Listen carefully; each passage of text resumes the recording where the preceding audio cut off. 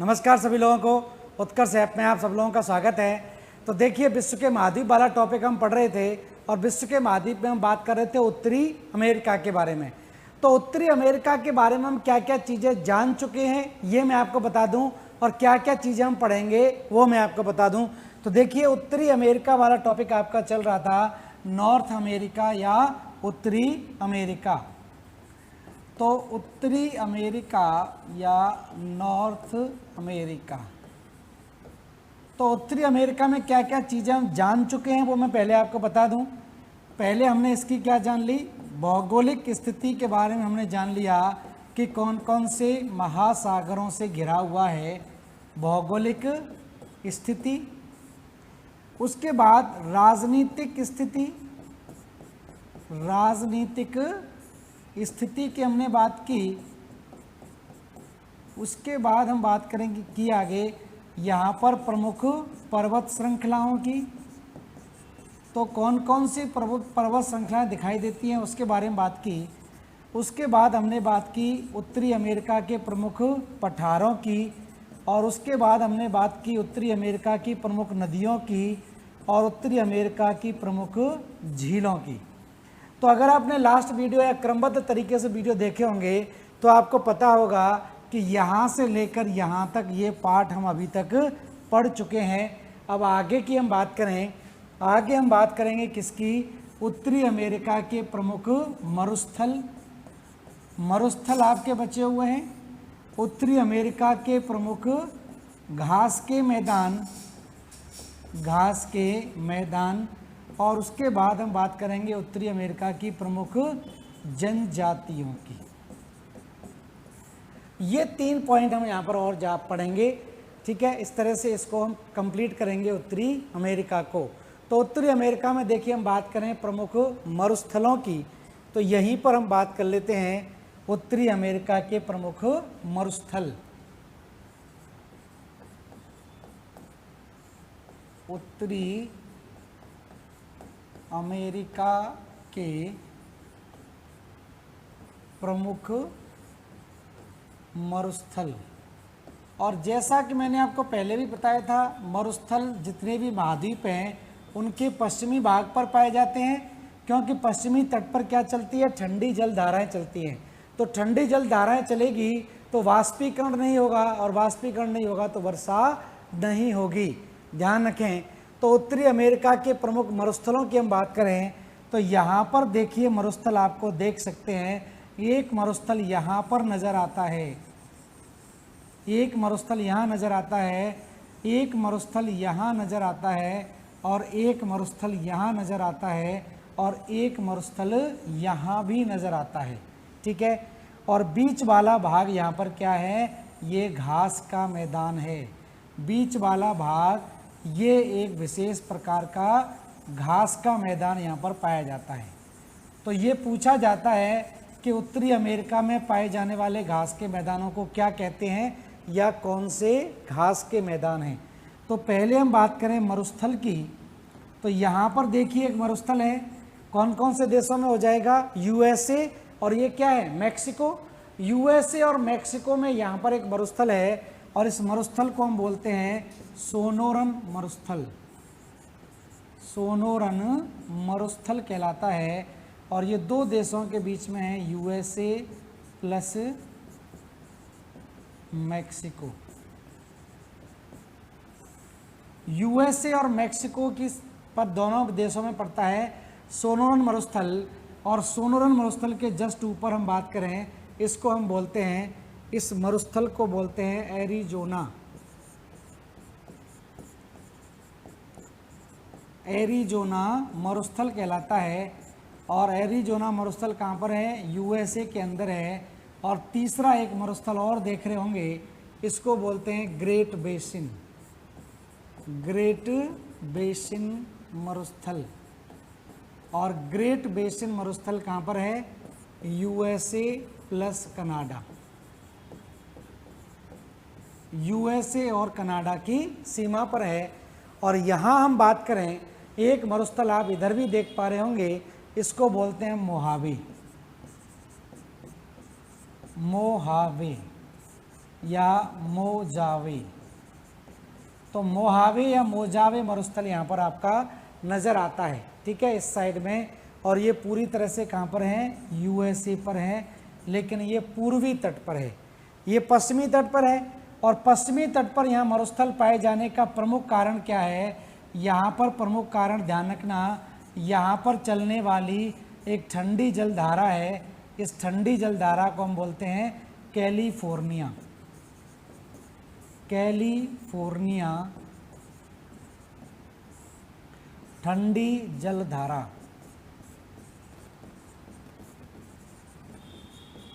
तो कैलिफोर्निया ठंडी जलधारा के कारण ये अमेरिका का, उत्तरी अमेरिका के पश्चिमी भाग में क्या है, मरुस्थल पाए जाते हैं। अब उत्तरी अमेरिका में जो शीतोष्ण घास के मैदान पाए जाते हैं, उत्तरी अमेरिका में शीतोष्ण घास के मैदान, तो यहाँ पर जो मैं आपको बता रहा हूँ, उत्तरी अमेरिका में शीतोष्ण या टेम्परेट ग्रासलैंड, शीतोष्ण घास के मैदानों को क्या कहा जाता है, तो ध्यान रखना, शीतोष्ण घास के मैदानों को प्रेयरीज बोलते हैं। प्रेयरीज घास के मैदान कहलाते हैं। और प्रेयरीज घास के मैदानों में सबसे ज़्यादा गेहूं और मक्का उत्पन्न की जाती है, पैदा की जाती है। गेहूं और मक्का सबसे ज़्यादा यहाँ पर होती है।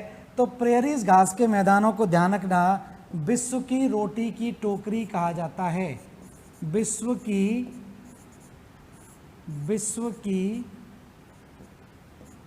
रोटी की टोकरी, विश्व की रोटी की टोकरी बोलते हैं। Bread basket of the world के नाम से जाना जाता है। तो विश्व की रोटी की टोकरी किसे कहा जाता है, प्रेरीज घास के मैदानों को कहा जाता है। प्रेरीज घास के मैदान विश्व की रोटी की टोकरी के नाम से जाने जाते हैं। और विश्व की रोटी की टोकरी प्रेरीज को बोलते हैं। और ये 2 राज्यों में हैं, एक तो आप देख रहे हैं कहाँ पर, कनाडा। तो कनाडा में इसको बोलते हैं हम गेहूं पेटी। क्या कहलाती है, गेहूं पेटी कहलाती है कनाडा के अंदर। और यूएसए के अंदर इसको बोलते हैं मक्का पेटी। तो यूएसए में मक्का ज़्यादा पैदा होता है इस क्षेत्र में, और कनाडा में गेहूं ज़्यादा पैदा होता है। और गेहूं आपको पता है शीतोष्ण जलवायु का पौधा है। तो शीतोष्ण जलवायु होगी तो गेहूं ज़्यादा पैदा होगा। तो गेहूं की पैदावार यहाँ पर सबसे ज़्यादा होती है, ठीक है। तो अब यहाँ पर इसका स्क्रीनशॉट ले सकते हैं। स्क्रीनशॉट लेने की सुविधा आपको मिल गई है नए ऐप में, अपडेट के साथ में ही, तो आप इसको लिख सकते हैं। तो ये हमने बात कर ली उत्तरी अमेरिका के प्रमुख मरुस्थलों की और यहाँ पर प्रमुख घास के मैदानों की। तो लिख लीजिए इसको फटाफट से।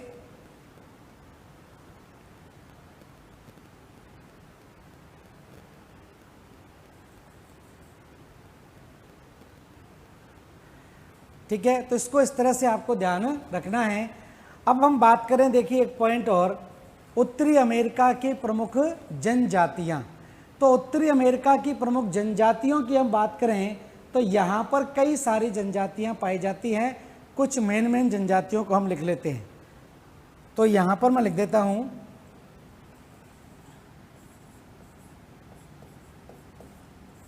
उत्तरी अमेरिका की प्रमुख जनजातियां।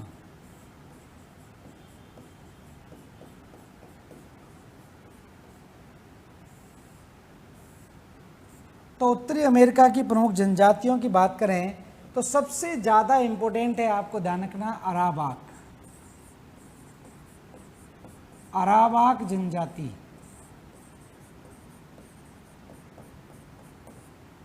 ठीक है, अरावाक जनजाति की देखिए अगर बात होती है तो अरावाक जनजाति आप ध्यान रखना, जब कोलंबस जो है यहाँ पर खोज करने के लिए आया था, अमेरिका की खोज के लिए, तो सबसे पहले आप देखेंगे वो इन्हीं जनजातियों से मिला था। तो कैरेबियाई सागर के द्वीपों में ये जनजाति पाई जाती है, कैरेबियाई द्वीपों पर। कैरेबियाई द्वीपों पर यह जनजाति पाई जाती है। तो कैरेबियाई द्वीपों पर पाई जाने वाली जनजाति को अरावाक जनजाति बोलते हैं। अब रॉकी पर्वत श्रृंखला पर एक जनजाति पाई जाती है ब्लैकफुट जनजाति। ब्लैकफुट जनजाति इसलिए बोलते हैं कि ये जनजाति ज़्यादातर क्या करती है, भैंसों का शिकार करती है और काले रंग का इनके टेंट बनाए जाते हैं, तो इसलिए ब्लैकफुट इसका नाम पड़ गया है। तो दूसरी जनजाति ध्यान रखें, ब्लैकफुट जनजाति। तो ब्लैकफुट जनजाति यहां पर पाई जाती है, कहां पर, रॉकी पर्वत, रॉकी पर्वत पर पाई जाती है। और तीसरी जनजाति बात करें, एक क्री जनजाति है, क्री जनजाति, और एक क्रो जनजाति है, क्रो जनजाति। क्री और को जनजाति ध्यान रखना यूएसए और कनाडा की सीमा पर है। यूएसए और कनाडा की सीमा पर इस क्षेत्र में क्री और को जनजाति पाई जाती है। और अगर बात करें अलास्का में तो यहाँ पर क्या है, एस्किमो, एस्किमो पाए जाते हैं। तो ये प्रमुख जनजातियां ध्यान रखना यहाँ पर पाई जाती हैं। अब देखिए यहाँ पर जो कैलिफोर्निया प्रांत है, अमेरिका का जो कैलिफोर्निया प्रांत है, इस कैलिफोर्निया प्रांत की कुछ विशेषताएं हैं। अमेरिका का यहाँ का हम बात कर रहे हैं, यहाँ पर क्या है, कैलिफोर्निया, कैलिफोर्निया प्रांत। तो कैलिफोर्निया प्रांत की देखिए बात करें तो कैलिफोर्निया प्रांत की कुछ विशेषताएं यहाँ पर आपको ध्यान रखनी है।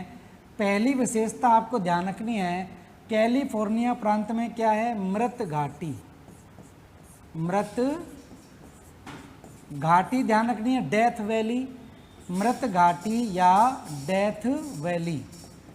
तो डेथ वैली की विशेषता क्या है, विश्व में सबसे ज़्यादा तापमान वाला स्थान है, ठीक है, विश्व में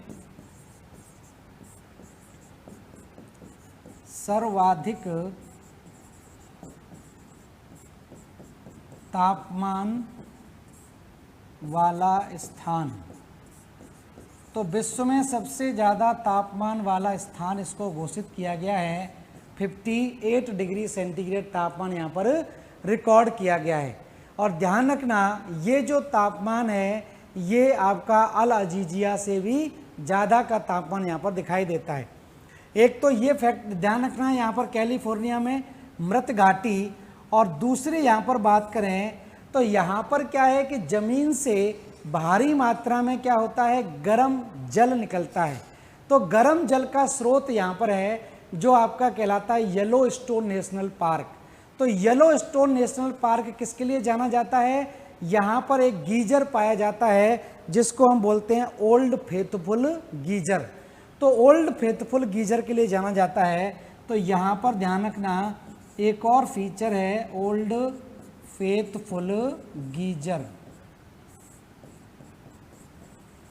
तो ओल्ड फेथफुल गीजर पाया जाता है जो कहाँ पर है, येलो स्टोन राष्ट्रीय पार्क या yellow stone national park.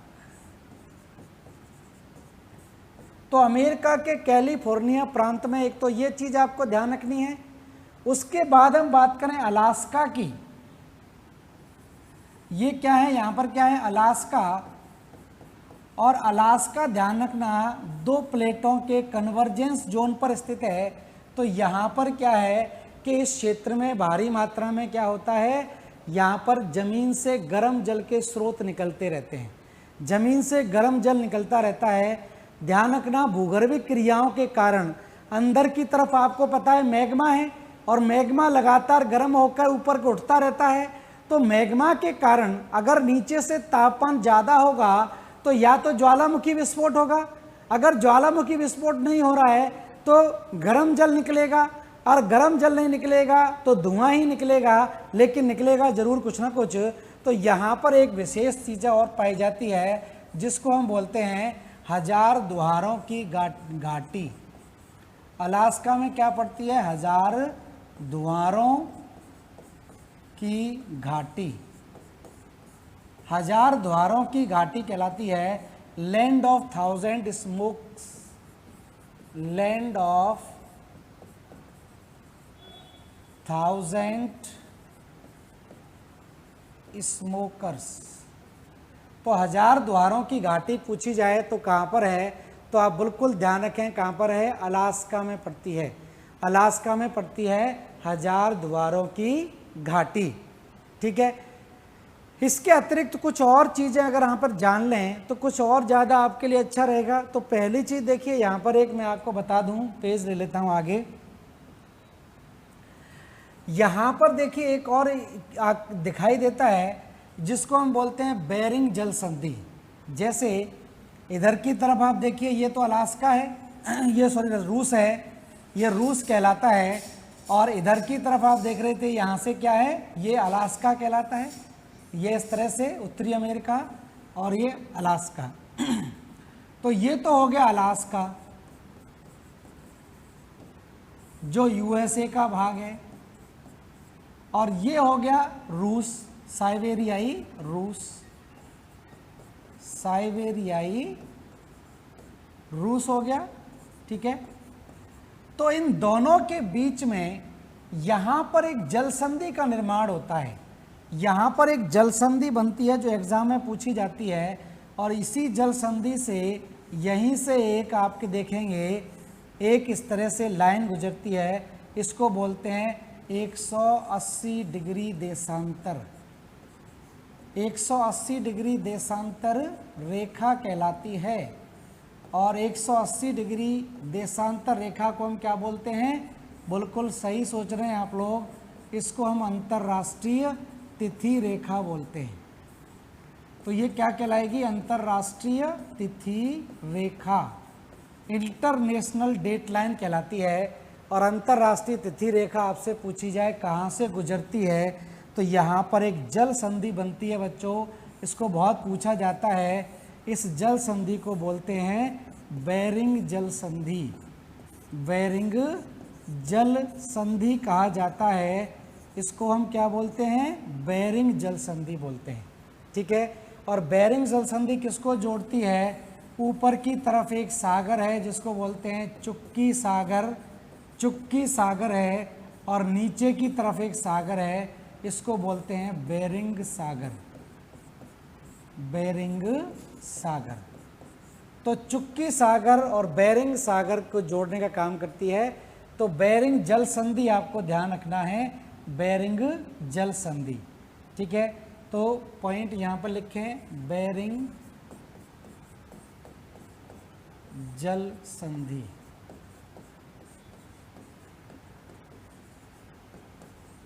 Bearing जल संधि। तो बेरिंग जल संधि में देखिए पहला तो लिख लें अलास्का तथा रूस के मध्य, रूस के मध्य स्थित है। अलास्का तथा रूस के मध्य स्थित है। और दूसरी हम बात करें तो 180 डिग्री देशांतर रेखा, 180 डिग्री देशांतर रेखा या अंतर्राष्ट्रीय तिथि रेखा, अंतर्राष्ट्रीय तिथि रेखा गुजरती है। तो यहाँ बेरिंग जल संधि से ये अंतर्राष्ट्रीय तिथि रेखा गुजरती है जिसको बोलते हैं हम 180 डिग्री देशांतर रेखा। ठीक है, तो इसको इस तरह से आपको ध्यान रखना है। उसके बाद देखिए हम बात करें, उसके बाद हम बात करें आगे की, तो यहाँ पर एक द्वीप दिखाई देता है। ये हालांकि द्वीप जो है वो पड़ता है किसका, ये द्वीप है आपका यूएसए का। यहाँ पर कुछ द्वीप नज़र आते हैं जो प्रशांत महासागर के बिल्कुल बीच में हैं। तो प्रशांत महासागर के बिल्कुल बीच में ये द्वीप नज़र आते हैं। इन द्वीपों को हम बोलते हैं, ध्यान रखना, हवाई द्वीप। क्या बोलते हैं, हवाई द्वीप। तो ज्वालामुखी से निर्मित द्वीप हैं। यहाँ पर निरंतर लावा निकलता रहता है, ऊपर जमा होता रहता है, तो द्वीप का निर्माण हो गया है। तो ये हवाई द्वीप उत्तरी अमेरिका के यूएसए के, ध्यान रखना क्या है, ज्वालामुखी द्वीप हैं, ज्वालामुखी से निर्मित द्वीप हैं। और हवाई द्वीप की राजधानी अगर पूछा जाए तो हवाई द्वीप की राजधानी भी आपको ध्यान रखनी है। हवाई द्वीप की राजधानी कहलाती है होनोलुलु।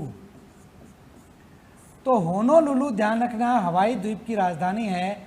होनोलुलु हवाई द्वीप की राजधानी कहलाती है। और हवाई द्वीप इसलिए इम्पोर्टेंट है कि इस पर दो इम्पोर्टेंट ज्वालामुखी पाए जाते हैं। दो इम्पोर्टेंट ज्वालामुखी हैं, एक तो है मोना लोआ और दूसरा है किलायू। मोना लोआ और किलायू ज्वालामुखी हवाई द्वीप के प्रमुख ज्वालामुखी हैं। मोना लोआ की अगर बात होती है तो मोना लोआ विश्व का सबसे बड़ा सक्रिय ज्वालामुखी है। विश्व का सबसे बड़ा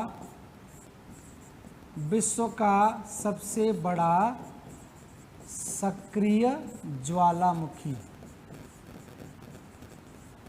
तो विश्व का सबसे बड़ा सक्रिय ज्वालामुखी मतलब लार्जेस्ट, बहुत बड़े एरिया में फैला हुआ है, बहुत बड़े क्षेत्रफल को कवर करता है। तो विश्व का सबसे बड़ा सक्रिय ज्वालामुखी पूछा जाए तो मोना लोआ, और विश्व का सबसे अधिक सक्रिय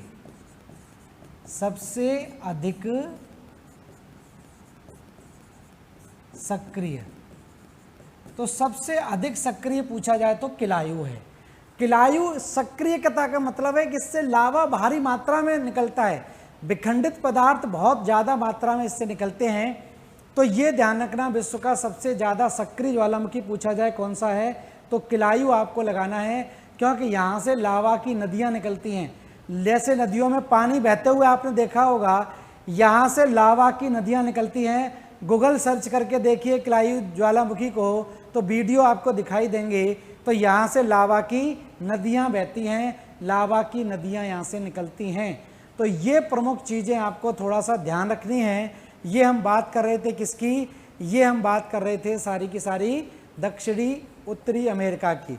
तो दक्षिणी अमेरिका आपका हो गया और उत्तरी अमेरिका आपका हो गया। तो ये उत्तरी अमेरिका से संबंधित ये सारी चीज़ें आप जान गए। जनजातियों की बात हो गई, इसके मरुस्थलों की बात हो गई। यहाँ पर प्रेरीज घास के मैदान पाए जाते हैं, और प्रेरीज घास के मैदान कैसे हैं, ये शीतोष्ण घास के मैदान हैं, क्योंकि मकर रेखा के ऊपर पड़ते हैं। कर्क रेखा और मकर रेखा के बीच में जितने भी घास के मैदान हैं वो कैसे कहलाएंगे, उष्ण कटिबंधीय घास के मैदान कहलाते हैं। तो ये प्रमुख चीज़ें आपको थोड़ी सी ध्यान रखनी है, जो आपके एग्जाम के पॉइंट ऑफ व्यू से पूछी जाएंगी। ठीक है, अब देखिए अगला महाद्वीप ले लेते हैं, और अगला महाद्वीप हम ले लेते हैं यूरोप महाद्वीप। तो हेडिंग डाल लीजिए सब लोग, स्क्रीनशॉट ले लीजिए। अब हम बात करेंगे किसकी, यूरोप महाद्वीप की बात करेंगे। ठीक है, तो यूरोप महाद्वीप के बारे में देखिए कुछ चीज़ें हम जानें, तो मैप के थ्रू थोड़ा सा जान लेते हैं। ये विश्व का मैप आप देख पा रहे होंगे, और यहाँ पर हम बात करेंगे इस महाद्वीप की, और ये महाद्वीप कौन सा है, यूरोप है। तो यहाँ से लेकर आप यहाँ तक देखें तो ये एक महाद्वीप है, जिसका रफली मैं एक डायग्राम आपको बना दूँ।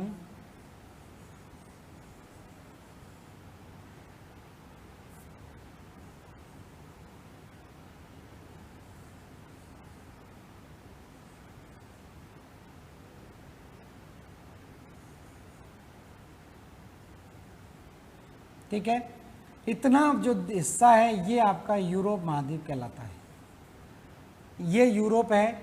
ठीक है, अब यूरोप की स्थिति क्या है मैं आपको बता दूं। यूरोप के बारे में हम कुछ चीज़ें लिखें तो यहाँ से ये यूरोप कहलाता है। यहाँ पर एक पर्वत श्रृंखला दिखाई देती है, इस पर्वत श्रृंखला को हम बोलते हैं यूराल पर्वत। यूराल पर्वत, नीचे की तरफ यहाँ पर एक सागर है जिसको हम बोलते हैं भूमध्य सागर, भूमध्य सागर। और इधर की तरफ बात करें, यहाँ पर है अटलांटिक महासागर, अटलांटिक महासागर, अटलांटिक महासागर नज़र आता है। ठीक है, तो ये यूरोप की स्थिति है। तो यहाँ पर मैं बात कर रहा हूँ किसकी, यूरोप की। ये यूरोप है। तो यूरोप के कुछ उपनाम हैं, उसको यहाँ पर थोड़ा सा जान लेते हैं। तो यूरोप को ध्यान रखना, यूरोप को एक तो प्रायद्वीपों का प्रायद्वीप कहा जाता है। प्रायद्वीपों का प्रायद्वीप, मतलब यूरोप में बहुत सारे प्रायद्वीप नजर आते हैं। प्रायद्वीप आप जानते ही हैं क्या है, तीनों ओर भूमि से घिरा हुआ, वो तीनों ओर जल से घिरा हुआ भूमि क्षेत्र क्या कहलाता है, प्रायद्वीप कहलाता है। तीनों ओर भूमि से घिरा हुआ जल क्षेत्र क्या कहलाता है, प्रायद्वीप कहलाता है। तो प्रायद्वीप की बात अगर आती है तो प्रायद्वीपों का प्रायद्वीप कहते हैं यूरोप को, और यूरोप को ध्यान रखना समृद्ध महाद्वीप भी कहा जाता है, समृद्ध महाद्वीप भी इसको बोलते हैं। ठीक है, तो ये वेल्दी कॉन्टिनेंट भी कहलाता है। ठीक है, ये समृद्ध महाद्वीप कहलाता है। अब यूरोप को एशिया से कौन सी नदी अलग करती है, तो यूरोप से एशिया से अलग करने वाली नदी यूराल नदी है। इधर आपका काला सागर आ जाता है, फिर आपका भूमध्य सागर आ जाता है। तो यूरोप को एशिया से अलग करने वाले जो भूखंड हैं या जो स्थलाकृतियां हैं, तो ध्यान रखना यूरोप को एशिया से, यूरोप को एशिया से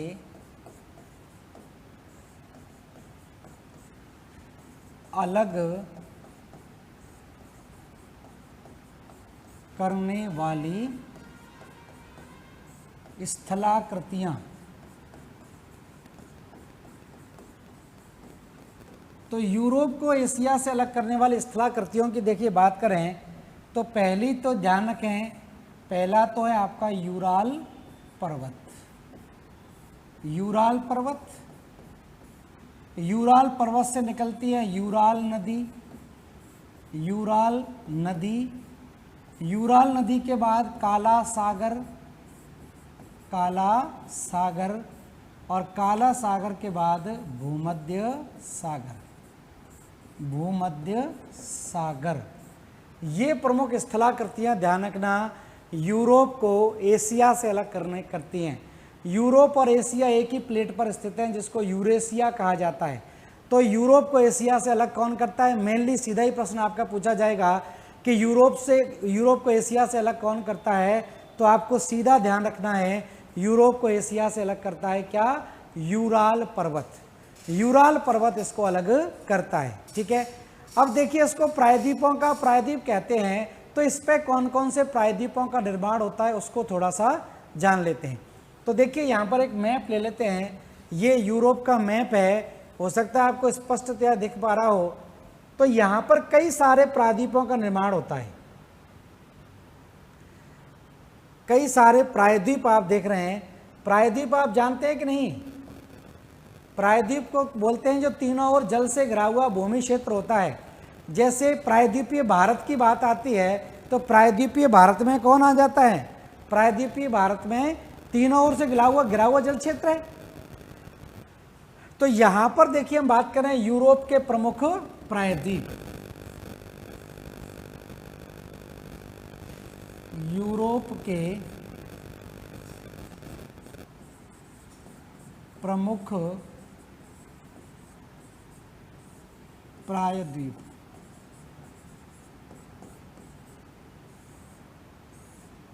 ठीक है, तो देखिए यूरोप के प्रमुख प्रायद्वीपों की बात आती है तो यहां पर एक प्रायद्वीप आप देख सकते हैं, यहां पर ये हिस्सा आप देख रहे हैं, ये पुर्तगाल और स्पेन दो देश हैं। इसमें पुर्तगाल और स्पेन आप देख रहे हैं, ये तीनों ओर जल से घिरा हुआ है। इधर भी जल है, इधर भी जल है, और इसके इधर भी जल है। तो एक तो ये प्रायद्वीप आपका आ जाएगा, ये प्रायद्वीप आपका हो गया। इस प्रायद्वीप को हम बोलते हैं आइबेरिया प्रायद्वीप। तो ये प्रायद्वीप एक आप देख पा रहे हैं, इस प्रायद्वीप को ध्यान रखना क्या बोलते हैं, आइबेरिया प्रायद्वीप। और आइबेरिया प्रायद्वीप कौन से दो देशों से मिलकर बनता है, तो एक है आपका पुर्तगाल और दूसरा है स्पेन। तो पुर्तगाल और स्पेन से मिलकर बनता है आइबेरिया प्रायद्वीप। तो ये पुर्तगाल स्पेन है और ये पुर्तगाल है, पुर्तगाल और स्पेन से मिलकर बन गया आइबेरिया। सीधा पूछा जाएगा कि आइबेरिया प्रायद्वीप में कौन कौन से देश शामिल हैं, तो आइबेरिया प्रायद्वीप में दो देश शामिल होंगे, एक आपका पुर्तगाल हो जाएगा और एक आपका स्पेन हो जाएगा। एक तो ये ध्यान रखना है। दूसरा एक प्रायद्वीप और है जिसको बोलते हैं जूटलैंड प्रायद्वीप। जूटलैंड प्रायद्वीप आप अगर गौर से देखें थोड़ा सा, तो यहाँ पर आपको एक और प्रायद्वीप नजर आएगा जो डेनमार्क नामक देश से बना हुआ है। डेनमार्क देश है यहाँ पर, और डेनमार्क देश में ये वाला हिस्सा आप देख रहे हैं, ये तीनों ओर किससे घिरा हुआ है? ये तीनों ओर जल से घिरा हुआ है। तो ये एक अगला एक और प्रायद्वीप बनेगा। इस प्रायद्वीप को हम बोलते हैं, ध्यान रखना, जूटलैंड प्रायद्वीप। जूटलैंड प्रायद्वीप बोलेंगे। और ये कौन सा देश बना रहा है? डेनमार्क बना रहा है, डेनिस जिसको कहा जाता है। तो डेनमार्क, ध्यान रखना, जूटलैंड प्रायद्वीप का निर्माण कर रहा है। उसके बाद और एक और प्रायद्वीप हम देखें, यहाँ से आप गौर फरमाएं थोड़ा सा, तो यहाँ पर एक देश है, इसको बोलते हैं नॉर्वे। यहाँ पर एक और देश है, इसको बोलते हैं स्वीडन। और यहाँ पर एक और देश है, इसको बोलते हैं फिनलैंड। तो नॉर्वे, स्वीडन और फिनलैंड को देखें गौर से, तो यहाँ भी आपका जल है, यहाँ भी जल है, यहाँ भी जल है, ये भी तीनों ओर जल से घिरा हुआ है। तो नॉर्वे, स्वीडन और डेनमार्क, इन तीनों देशों से मिलकर एक और प्रायद्वीप बन जाएगा। ये प्रायद्वीप है, इसको इस तरह से मैं आपको डार्क कर दूं तो आपको क्लियरली दिखाई देगा। ये एक और प्रायद्वीप है, प्रायद्वीप कहलाता है। इस प्रायद्वीप को बच्चों, इस प्रायद्वीप को हम बोलते हैं स्कैंडिनेवियाई प्रायद्वीप। स्कैंडिनेवियाई प्रायद्वीप। तो स्कैंडिनेवियाई प्रायद्वीप आपसे पूछा जाए कौन कौन से देशों से मिलकर बनता है, तो स्कैंडिनेवियाई प्रायद्वीप, ध्यान रखना, नॉर्वे, स्वीडन और फिनलैंड से मिलकर बनता है। तो नॉर्वे, स्वीडन और फिनलैंड, तीन देश इसमें आ जाएंगे। उसको मैं यहाँ पर लिख देता हूँ इस तरह से, नॉर्वे, स्वीडन और फिनलैंड। नॉर्वे, स्वीडन और फिनलैंड से मिलकर बनता है स्कैंडिनेवियाई प्रायद्वीप। और एक और प्रायद्वीप मैं आपको दिखा दूं, यहाँ पर ये एक और प्रायद्वीपी भाग आप देख पा रहे होंगे, ये भी तीनों ओर जल से घिरा हुआ है, लेकिन ये रूस में आता है। और रूस में यही प्रायद्वीप है जिसको हम बोलते हैं कोला प्रायद्वीप। कोका कोला सुना होगा आप लोगों ने। तो कोला प्रायद्वीप जो है ये कहाँ पे पड़ता है? रूस में पड़ता है। ये यूरोपीय रूस का भाग है, ठीक है। तो चार प्रायद्वीपों की यहाँ पर बात हो गई। चार प्रायद्वीप ये आपको ध्यान रखने हैं, सीधा आपको ध्यान रखना है। आपसे पूछा जाएगा कि आइबेरियाई प्रायद्वीप में कौन कौन से देश आते हैं। आइबेरियाई प्रायद्वीप में दो देश आते हैं, एक पुर्तगाल है और एक आपका स्पेन है। पुर्तगाल है और एक आपका स्पेन है। जूटलैंड प्रायद्वीप में कौन सा देश आता है? तो जूटलैंड प्रायद्वीप में डेनमार्क देश आता है, ठीक है। स्कैंडिनेवियाई प्रायद्वीप कौन कौन से देशों से मिलकर बना है? तो नॉर्वे, स्वीडन और फिनलैंड से मिलकर बना है स्कैंडिनेवियाई प्रायद्वीप। और कोला प्रायद्वीप किससे मिलकर बना है? तो कोला प्रायद्वीप, ध्यान रखना, रूस का भाग है, यूरोपीय रूस का भाग है, यूरोपीय रूस।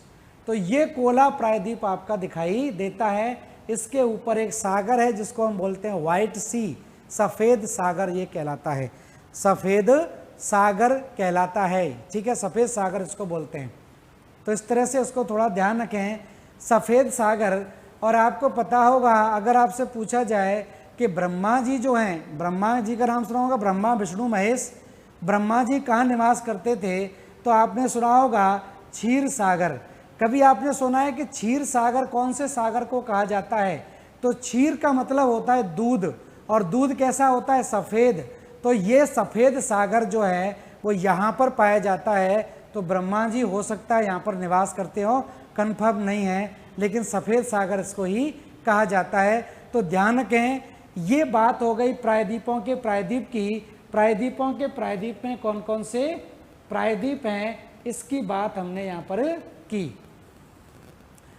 अब देखिए, अब एक और चीज यहाँ पर जानने वाली आपके लिए ये भी है कि यूरोप के अंदर क्या है कि कई सारी खाड़ियाँ हैं। जैसे सेकंड ग्रेड का एग्जाम जो होता है, सेकंड ग्रेड के एग्जाम में प्रश्न आपका पूछा गया था कि रीगा की खाड़ी कहाँ पर है, रीगा की खाड़ी कौन कौन से देशों से घिरी हुई है। तो खाड़ी शब्द आपको पता होगा कि जैसे प्रायद्वीप ही, हम प्रायद्वीप की बात करते हैं, जब हम प्रायद्वीप की बात करते हैं तो वह स्थल भाग, वह लैंड मास जो तीनों ओर जल से घिरा होता है, वह land mass which land mass which is surrounded by three sides of water is called peninsula, and the water body which is surrounded by three sides of land mass, वह जल क्षेत्र जो तीनों ओर से भूमि से घिरा होता है उसको खाड़ी बोलते हैं। बंगाल की खाड़ी देख लीजिए, तीनों ओर जमीन से घिरी हुई है। मंडार की खाड़ी देख लीजिए, खंबात की खाड़ी देख लीजिए, कच्छ की खाड़ी देख लीजिए। तो वह जल क्षेत्र जो तीनों ओर भूमि से घिरा होता है उसको बच्चों क्या बोलते हैं, खाड़ी बोलते हैं। तो यहाँ पर कुछ प्रसिद्ध खाड़ियाँ हैं, उन खाड़ियों से पूछा जाता है कि कौन कौन से देशों से मिलकर वो खाड़ी बनी है। तो यहाँ पर हम बात करेंगे, अगला एक और मैप में यहाँ पर लूँगा। ये मैप आप देख पा रहे होंगे, तो इसको थोड़ा ऊपर खिसका देता हूँ। तो कुछ खाड़ियों की मैं बात कर रहा था। तो खाड़ी मैंने आप बताया जल क्षेत्र होता है।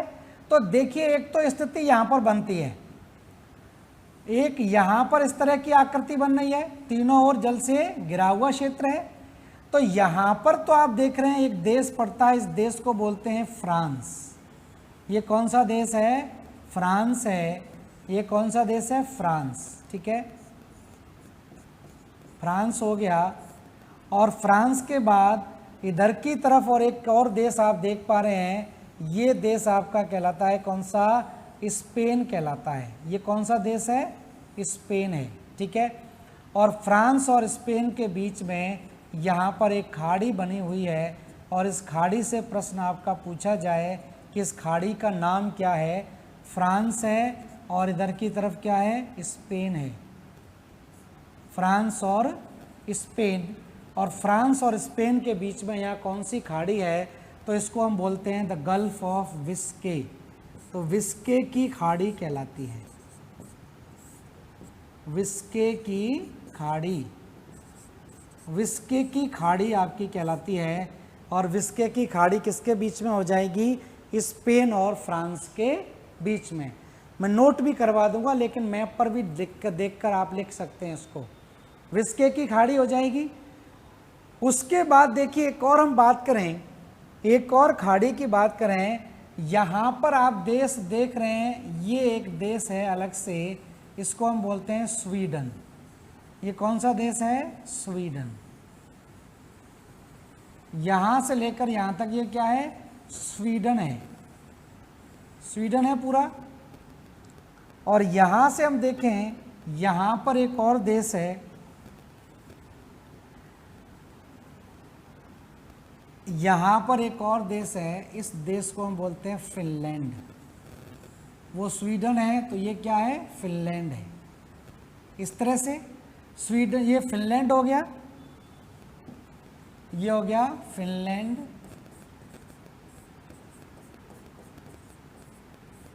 और ये हो गया स्वीडन। तो फिनलैंड और स्वीडन के बीच में यहाँ पर एक खाड़ी दिख रही है आपको, ये जल क्षेत्र है पूरा। फिनलैंड और स्वीडन के बीच में एक खाड़ी है।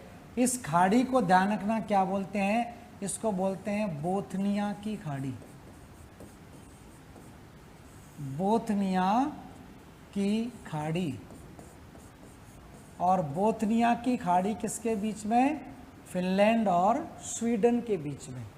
तो फिनलैंड और स्वीडन के बीच में ध्यान रखना एक खाड़ी दिखाई देती है, इसको हम बोलते हैं बोथनिया की खाड़ी। उसके बाद तीन छोटे छोटे देश यहाँ पर नज़र आते हैं। एक देश है, इसको बोलते हैं एस्टोनिया, एस्टोनिया है ये, एस्टोनिया। ये रूस से अलग हुए हैं, जब सोवियत रूस का विभाजन हुआ था ये देश इससे अलग हो गए थे। तो ये बाल्टिक कंट्री भी कहलाते हैं, बाल्टिक सागर से लगे हुए हैं, तो इसलिए इनको बाल्टिक देशों के नाम से भी जाना जाता है। बिल्कुल ये आपको याद रखना पड़ेगा। 3 देश आते हैं, एस्टोनिया, लाटविया और लिथुआनिया।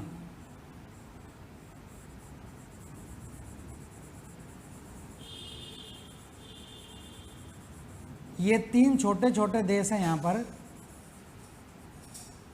इस तरह से, ठीक है। तो यहाँ 2 खाड़ी नज़र आती हैं, एक तो यहाँ पर नज़र आ रही है ये इस तरह से, और एक यहाँ पर नज़र आ रही है इस तरह से। ये 2 खाड़ियाँ हैं। यहाँ पर मैं बात करूँ, ये देश कहलाता है एस्टोनिया, एस्टोनिया। ये कहलाता है लाटविया, लाटविया, और ये कहलाता है लिथुआनिया। एस्टोनिया, लाटविया और लिथुआनिया, तो यहाँ 2 खाड़ी हैं।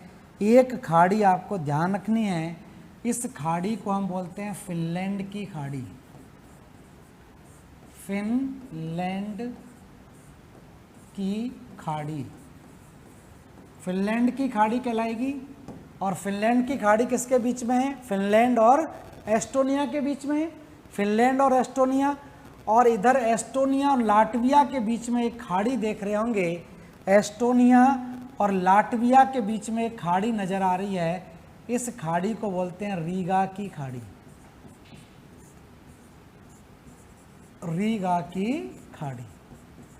तो यहाँ पर एक खाड़ी आप देख रहे होंगे, इस खाड़ी को हम बोलते हैं रीगा की खाड़ी। इस तरह से थोड़ा सा आप इसको ध्यान रखें। तो ये हैं यूरोप की प्रमुख खाड़ियाँ, यूरोप की प्रमुख खाड़ियाँ। तो लिख लेते हैं इसको, थोड़ा सा आपको डरावना लग रहा होगा, लेकिन डरने की कोई बात नहीं है, इसको इसी तरह से याद रखेंगे तो आपको याद हो जाएगा। तो यहाँ पर मैं अब लिख देता हूँ यूरोप की प्रमुख खाड़ियाँ।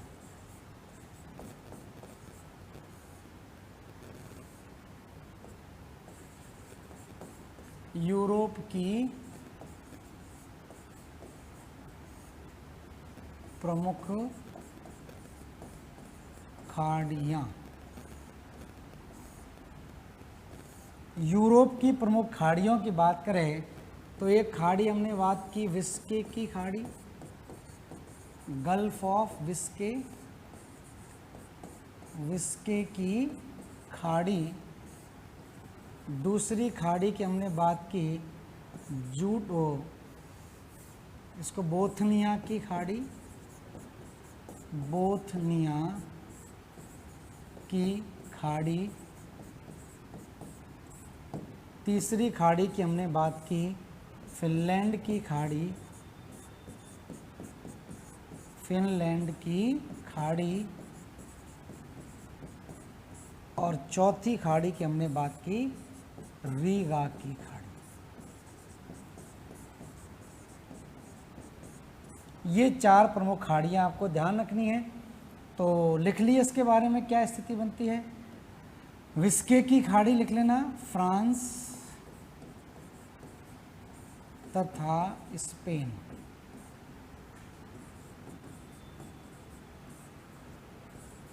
के मध्य, फ्रांस और स्पेन के बीच में पड़ती है। बोथनिया की खाड़ी की मैंने बात बताई थी, ये स्वीडन और फिनलैंड के बीच में है।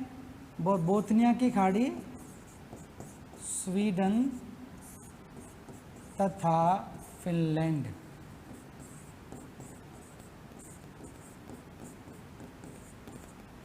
फिनलैंड के मध्य। और अगर बात करें फिनलैंड की खाड़ी की, तो एक तरफ फिनलैंड है, दूसरी तरफ एस्टोनिया है, ठीक है। तो यहाँ लिख लें फिनलैंड तथा एस्टोनिया के मध्य। और अगर बात करें रीगा की खाड़ी की, तो लाटविया और लिथुआनिया के बीच में पड़ती है, लाटविया और लिथुआनिया। तो लाटविया तथा लिथुआनिया।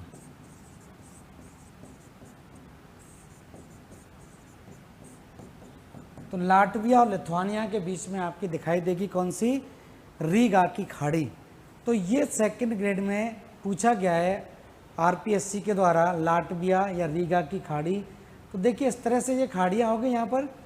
अब ये जो तीनों देश हैं, अगर आपसे पूछा जाए कि निम्नलिखित में से कौन कौन से देश आपके, ध्यान रखना, शामिल हैं किसमें, बाल्टिक सागर में, तो इनको बाल्टिक कंट्री भी कहा जाता है। ये तीनों क्या कहलाते हैं, बाल्टिक देश कहलाते हैं, बाल्टिक देश। तो बाल्टिक सागर से लगे हुए हैं इसलिए इसको क्या बोलते हैं, बाल्टिक देशों के नाम से जाना जाता है। तो इनको हम बाल्टिक देश बोलते हैं। तो इसको लिख लीजिए, ये खाड़ियाँ मैंने आपको यहाँ पर लिखवाई हैं, इन सबको आप नोट कर लीजिए, फिर आगे चला जाए।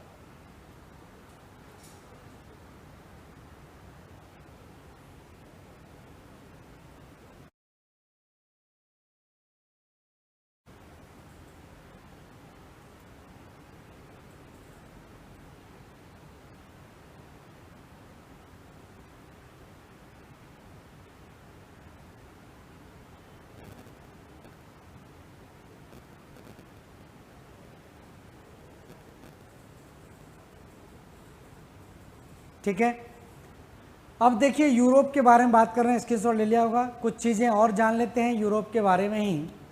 तो यूरोप में देखिए कुछ जल संधियाँ दिखाई देती हैं, कुछ जल संधियाँ दिखाई देती हैं, तो उससे संबंध में भी आपके प्रश्न पूछ लिए जाते हैं। तो उसको थोड़ा सा यहाँ पर जान लेते हैं, कौन कौन सी जल संधियाँ कहाँ पर नज़र आती हैं, उसको थोड़ा सा समझना जरूरी है। ठीक है, तो इसको थोड़ा सा हम जान लेते हैं जल संधियों को। तो देखिए एक मैप और ले लेते हैं यहाँ पर। तो देखिए यहाँ पर हम बात करें, ये थोड़ा सा क्लियर शायद आप देख पा रहे हो,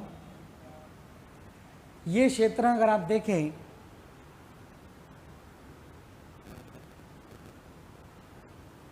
थोड़ा सा क्लियर नहीं है, लेकिन यहाँ पर मैं आपको लिखवा भी दूंगा।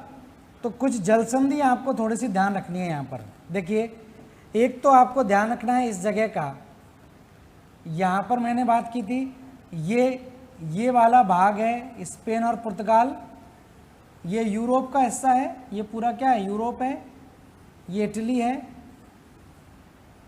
एड्रियाटिक सागर है, इस तरह से ये नीचे भूमध्य सागर है, इस तरह से ध्यान रखना है। ठीक है, ये क्या है, भूमध्य सागर है, ये पूरा भूमध्य सागर के नीचे अफ्रीका महाद्वीप है। और ये जो सागर आप देख रहे हैं, इस सागर को हम क्या बोलते हैं, ये भूमध्य सागर कहलाता है। ठीक है, मेडिटेरेनियन सी, भूमध्य सागर। तो यहाँ पर भूमध्य सागर है, और इधर की तरफ बात करें तो ये अटलांटिक महासागर है, अटलांटिक महासागर। यहाँ पर एक देश पड़ता है अफ्रीका का, इसको हम बोलते हैं मोरक्को, और यहाँ पर क्या है, स्पेन है। तो मोरक्को और स्पेन के बीच में यहाँ पर आप देखें तो एक जल संधि नज़र आती है, एक जल संधि नज़र आती है। इस जल संधि को बहुत इम्पोर्टेंस है, बहुत पूछा जाता है। ये जल संधि कहलाती है, इसको हम बोलते हैं जिब्राल्टर जल संधि।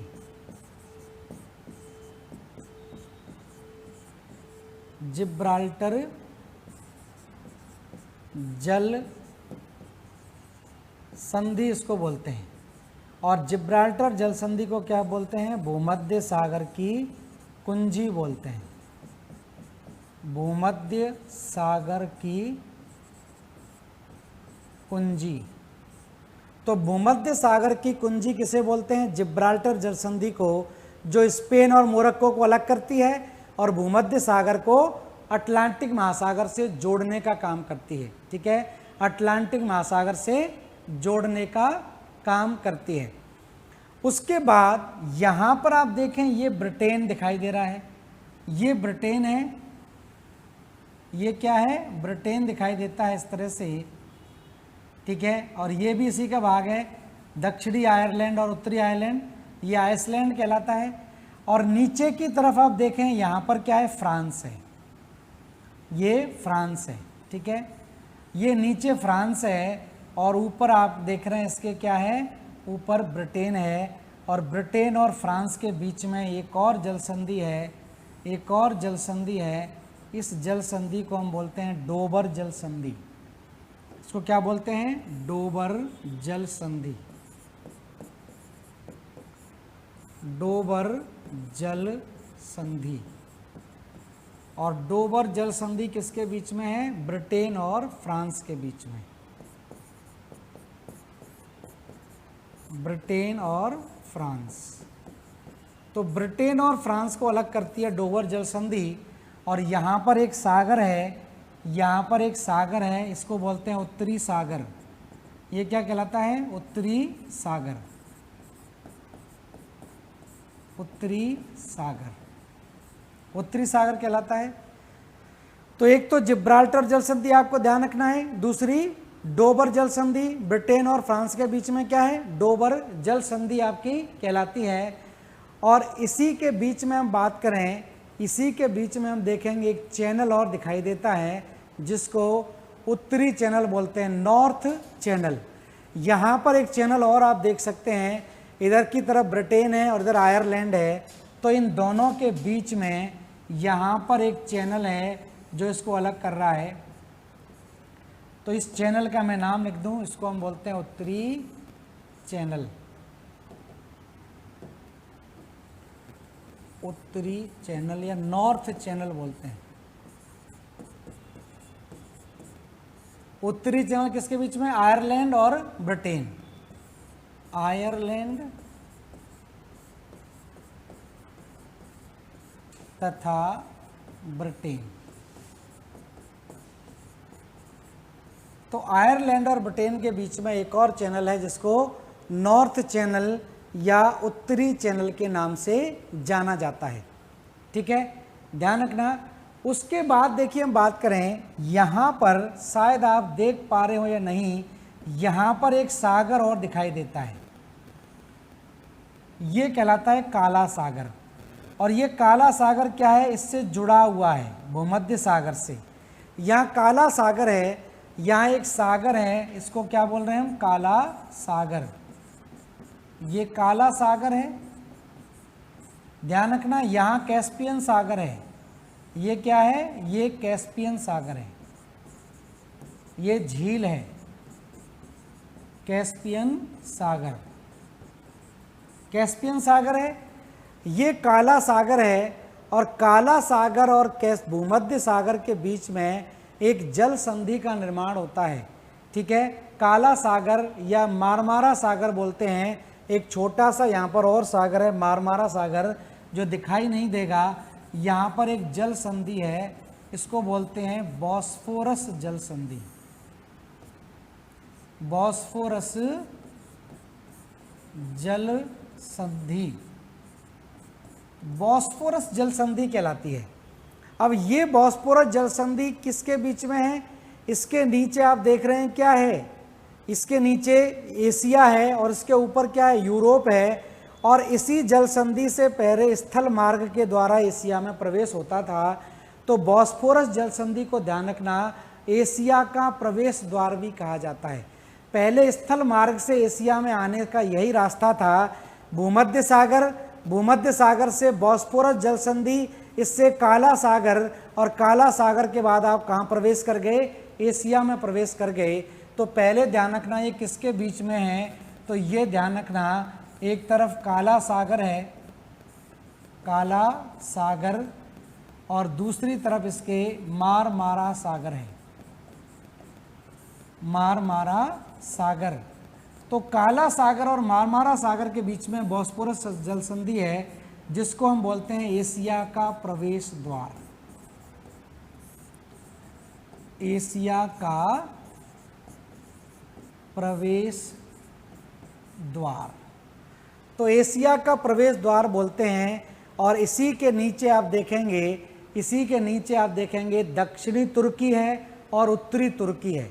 तो यहाँ पर थोड़ा सा अगर एटलस लेके अगर बैठे हैं तो ये तुर्की है, यहाँ पर और एक तुर्की का भाग यूरोप में आता है।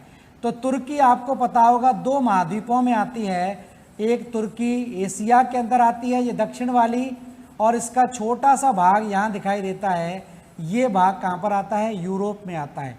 तो तुर्की को भी आपको पता होगा एशिया का प्रवेश द्वार बोलते हैं, क्योंकि तुर्की जो है वो इसी जल संधि के दोनों तरफ स्थित है। तो एशिया का प्रवेश द्वार एक और जगह है जिसको बोल देते हैं तुर्की। पहले तुर्की एकमात्र जगह थी, यहीं से एशिया में हम प्रवेश कर पाते थे। तो ध्यान रखना, तुर्की को भी एशिया का प्रवेश द्वार बोलते हैं, और तुर्की को यूरोप का बीमार आदमी भी बोलते हैं। यूरोप का बीमार आदमी या सिक मैन ऑफ यूरोप के नाम से भी जाना जाता है। तो इस तरह से थोड़ा ध्यान रखें। उसके बाद मैं आपको बता दूं, यहाँ पर एक और सागर है, ये एक और सागर है जिसको बाल्टिक सागर बोलते हैं। इस सागर को हम क्या बोलते हैं, बाल्टिक सागर। बाल्टिक सागर कहलाता है ये, ठीक है। और यहाँ पर देखिए, इस जगह पर डेनमार्क है, इस जगह पर डेनमार्क है, और इसके नीचे जर्मनी है। डेनमार्क के नीचे क्या है, ये जर्मनी है, ये जर्मनी है पूरा, ठीक है। अब जर्मनी ने क्या किया कि इधर उत्तरी सागर से बाल्टिक सागर जाएंगे तो पूरा जूटलैंड प्रायद्वीप पार करके जाना पड़ेगा। उत्तरी सागर से अगर बाल्टिक सागर जाना है तो पूरा जूटलैंड प्रायद्वीप का चक्कर लगा के आना पड़ेगा, लेकिन ऐसा जर्मनी ने नहीं किया। तो जर्मनी ने यहाँ पर क्या कर दी, एक नहर का निर्माण कर दिया जो बाल्टिक सागर को किससे जोड़ती है, उत्तरी सागर से जोड़ती है। तो जर्मनी में एक नहर और पड़ती है जिसको बोलते हैं कील नहर, कील नहर। तो ध्यान रखना, सू नहर की बात हम कर चुके हैं, वेलेंड नहर की बात कर चुके हैं, और यहाँ पर एक और नहर है जो कहलाती है कील नहर। और कील नहर कहाँ पर पड़ती है, जर्मनी में पड़ती है बच्चों, ध्यान रखना, जर्मनी में पड़ती है। जर्मनी के अंदर है कील नहर, और कील नहर ध्यान रखना किसको जोड़ती है, तो कील नहर उत्तरी सागर को बाल्टिक सागर से जोड़ती है। उत्तरी सागर तथा बाल्टिक सागर।